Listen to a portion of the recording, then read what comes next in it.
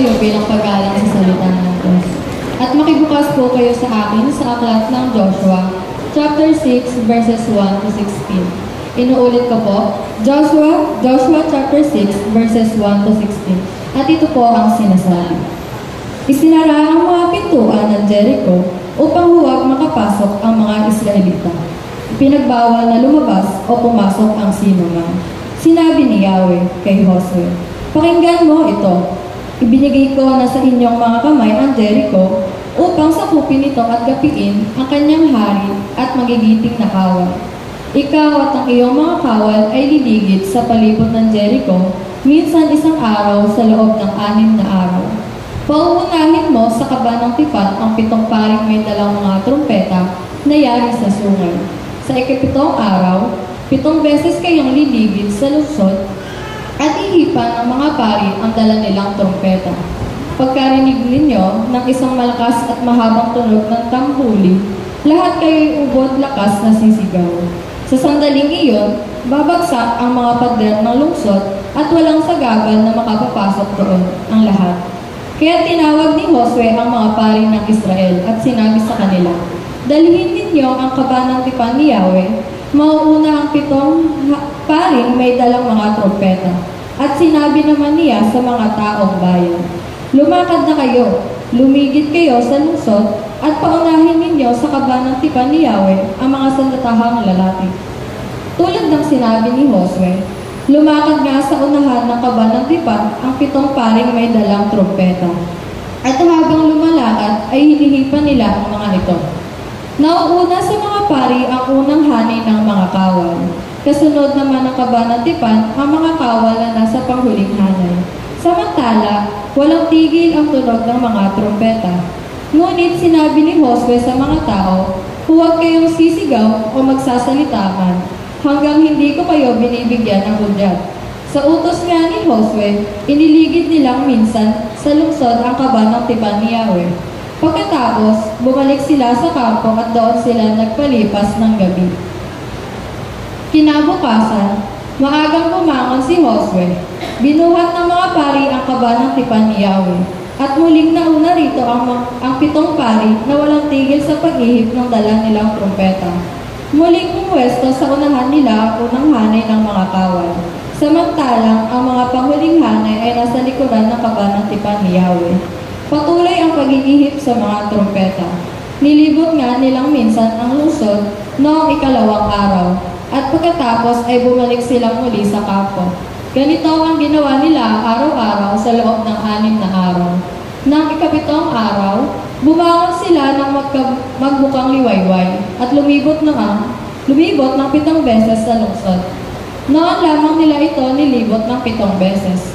Sa ika-7 libot, hinipan ng mga pari ang mga trumpeta at iniutos ni Josue sa mga tao. Sumigaw na kayo sapagkat ibinigay na sa inyo ni Yahweh ang lungsod. Purihin po ang salita ng Diyos at i-welcome po natin ang kanyang lingkod, Pastor Albert Catito.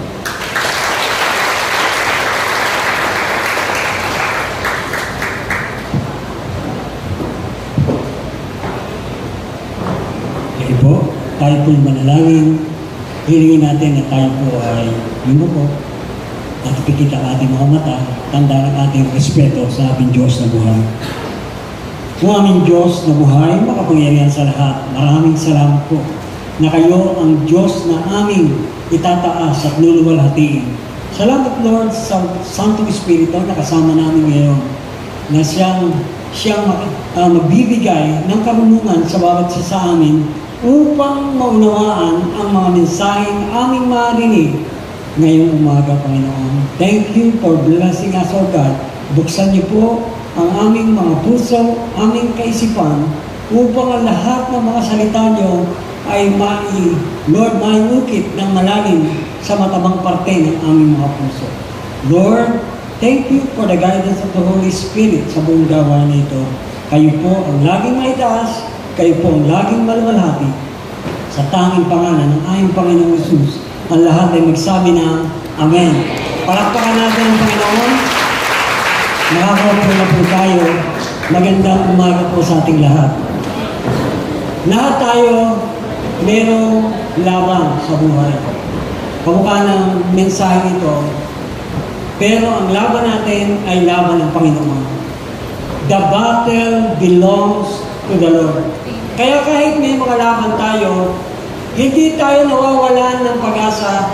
Lagi tayong matatag dahil ang Diyos ang siyang lumalaban sa atin. Tayo ay nagpa-participate lang sa mga laban ng buhay natin.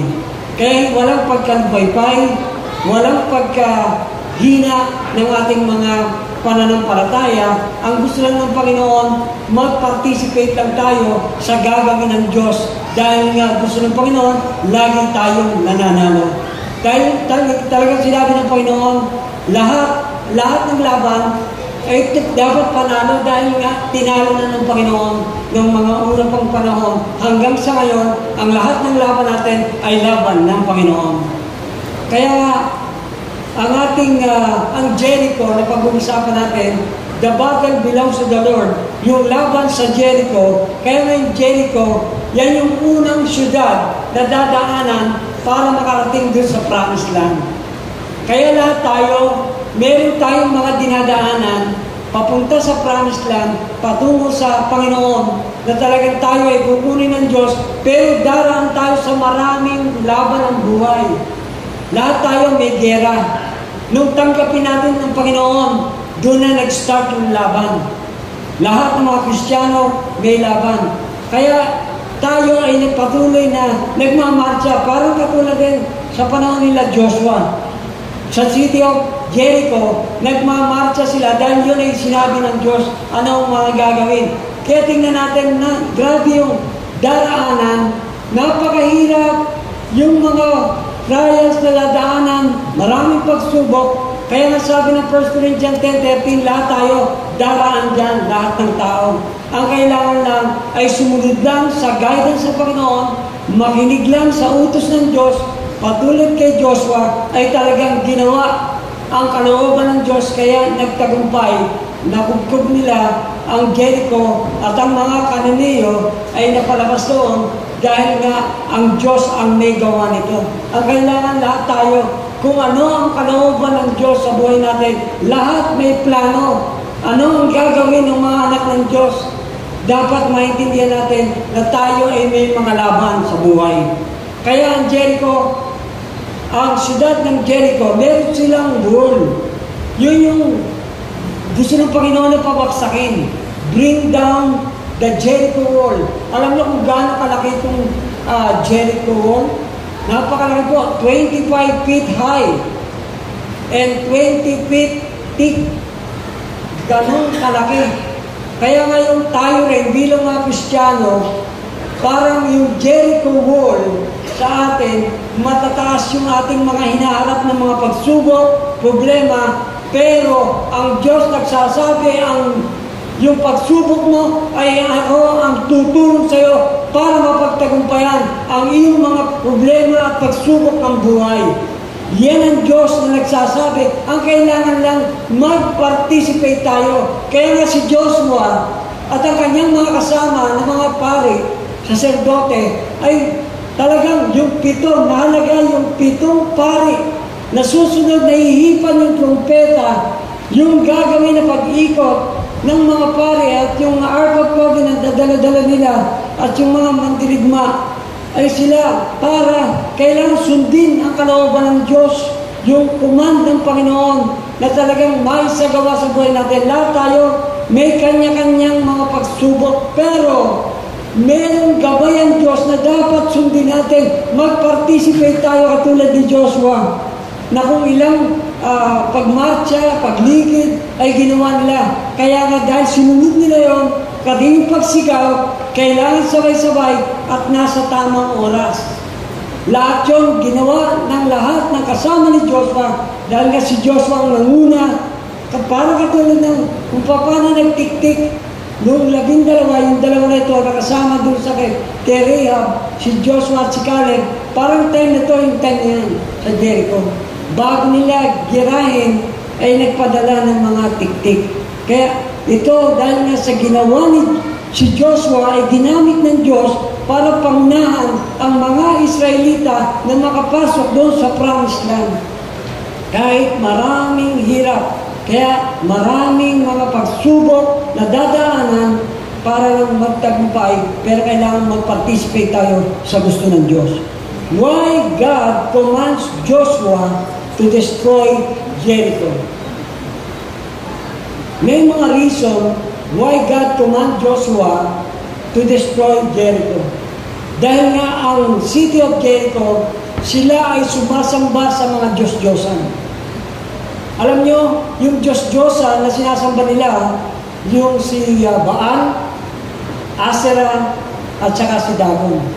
Kaya makita natin yung si Baal, nag-worship siya, worship, yung Baal worshiper, yun yung sa ulan, at saka agrikultura. Itong Asera naman, sa kalikasan at pag-ibig. Yan ang mga Diyos-Diyosan na sinasamba, nito nila ginagawa ng mga tao doon sa mga Kananeyo. Kaya galit na galit ang Diyos sa mga Kananeyo nito na nakatira doon sa Jericho. Kaya pero dadaan talaga kung kasama natin ang Diyos, walang mahirap sa Diyos. Yan ang sinabi niya sa Jeremiah 32 verse 27, walang mahirap sa akin. Ang kailangan lang natin, mag-participate kung paano palayasin ang mga Kananeyo doon sa lugar na dapat tayo, yung mga Israelita, tayo rin mga Israelita, na by faith, yun ang gusto ng Panginoon. Dahil nga ito, nagre-rebelde sa Panginoon. Lagi silang tumatanggi na sundin ang kalooban ng Diyos. Ito ang Kananeyo. Mga talagang gumagawa ng kasamaan. Sabi nga sa Leviticus, chapter 18, verse 24 and 25. Huwag kayong magkakaroon ng mga gawaing masama tulad ng mga taga-Kananeyo na aking paparusahan dahil sa kanilang mga gawaing masama. Kaya masama yung mga tao na nakatira doon sa Jericho, sa mga Kananeyo. Kaya yung Kanaan, yan yung promised land at pupuntahan ng lahat ng lingkod ng Diyos. Tayo nga nasa sa langit, parang ganun din dito sa lupa. Nung time na papasukin nila ang promised land, Kanaan, pero tayo naman papasok sa kaharian ng langit.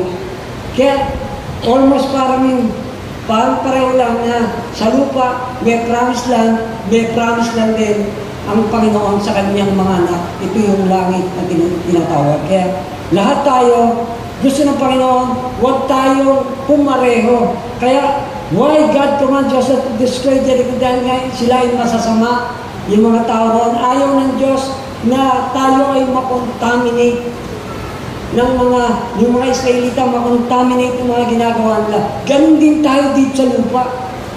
Na kahit ang mundo, na nasa mundo, hindi tayo nakikiyali sa takbo ng mundo. Hindi tayo nakakontaminate ng gawain ng mga tao sa mundo dahil ang gusto ng Panginoon, yung mindset na talagang gusto ng Panginoon, set your mind on things above, not on the things in this earth. Gusto ng Panginoon na ang mindset natin na tayo ay tagalangit pero pansamantalang naninirahan dito sa Pilipinas. Kaya lahat tayo ay may kanya-kanyang mga gawain. Lahat tayo may kanya-kanyang dapat gawin ang sundin ng kalooban ng Diyos. Kaya nga, ang Panginoon, gusto ng Panginoon, hindi tayo maapektuhan ng mga ginagawa ng mga taga-Jericho, yung mga Kananeyo. Dahil nga masasama sila. Dahil ang mga tao na nakatira dito, talagang ang ginagawa, yung kasalanan ginagawa nila, mamamatay tao ang mga Kananeyo. Pumapatay, yung iba naman, sabi nito, yung ginagawa ng mga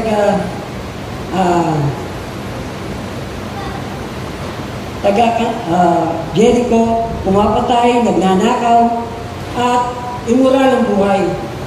Nagtatalik yung mga tao doon ng walang kasal. Talagang hindi maganda. Ito yung pagsasagawa ng kasalanan ng mga Jericho o yung mga Kananeyo doon.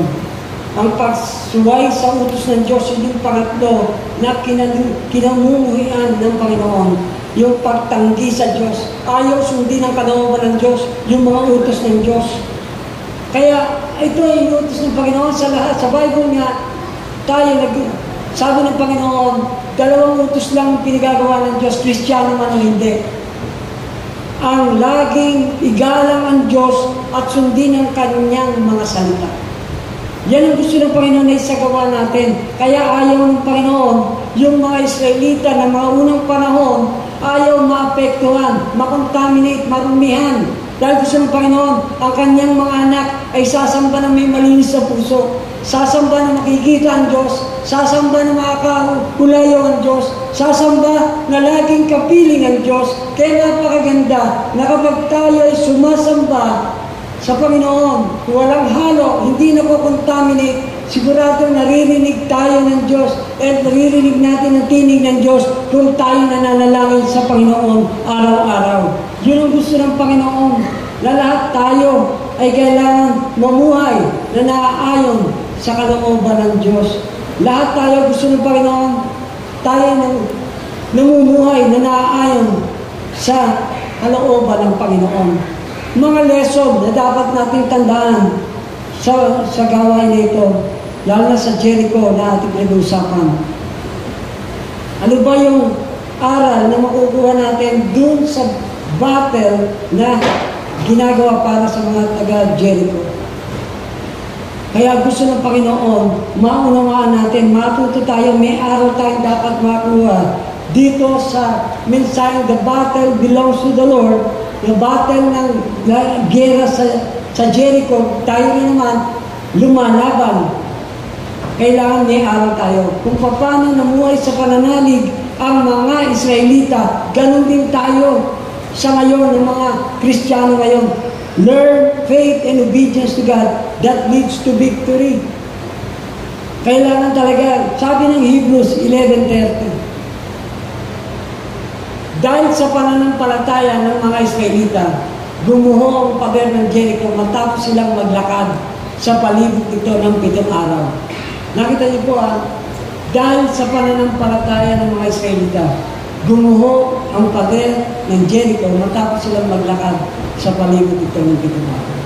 Kahit gaano kataas yung pader na kailangan pabaksakin sa ating kahit marami tayong pagsubok, kahit gaano pa kataas ito, kayang pabaksakin ng Diyos yan kung tayo ay patuloy na mananalig sa Kanya. Na tayo ay sinasama ng Diyos at tayo ay hindi iwanan ng Diyos, ipaglalaban tayo ng Diyos. Meron nilagay dito ang mga aral mula sa kwento ng Jericho. Ito yung 7 P's leads to victory. Una, gawain ng tao ng mga Kristiyano, pagtitiwala sa Diyos. Pangalawa, pagsunod sa salita ng Diyos. Pangatlo, unity. Pakikiisa sa gabay ng Santong Espiritu. At yung pagtutulungan, maging sa church. Walang perfect church. Lahat tayo may kanya-kanyang anumang kabigatan. Ang gusto lang ng Panginoon, unity at pagtutulungan. Kung sino nabibigatan, tulungan. Kung sino may pagsubok, idalangin. Yun yung 3 bagay.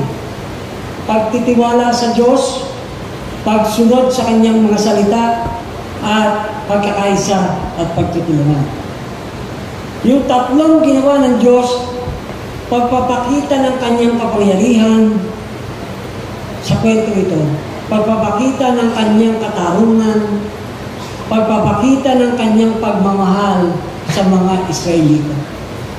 At yung panghuli, yung kailang pagpapakita ng kahalagahan ng pananampalataya.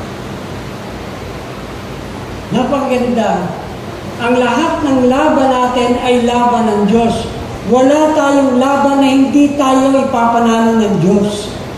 Lahat tayo kaya ipanalo ng Diyos. Sino ba may mga kabigatan? Ngumiti. Dahil merong Diyos na nagbibigay ng laging pag-asa. Anak, narito ako. Narito ako. ipagtatanggol kita. Hindi kita iiwanan. Kasama mo ako hanggang huli. Malapit nang dumating ang Diyos. Ang gusto ng Panginoon, lumaban tayo. Kailangan magtiwala sa Kanya, kailangan sumunod sa Kanya, at magkaisa. Makipagkaisa sa Diyos. Kung ano pinapagawa ng Diyos, ano leading ng Holy Spirit, yon ang dapat nating gawin. At magtulungan ang magkakapatid. Lahat tayo magtulungan. Dahil lalaki ang church na ito lalago, nagiging napakaligaya kung tayo ay nagkakaisa at tulong-tulong. Napakasarap po. Ang lahat, kada pamilya ganun din.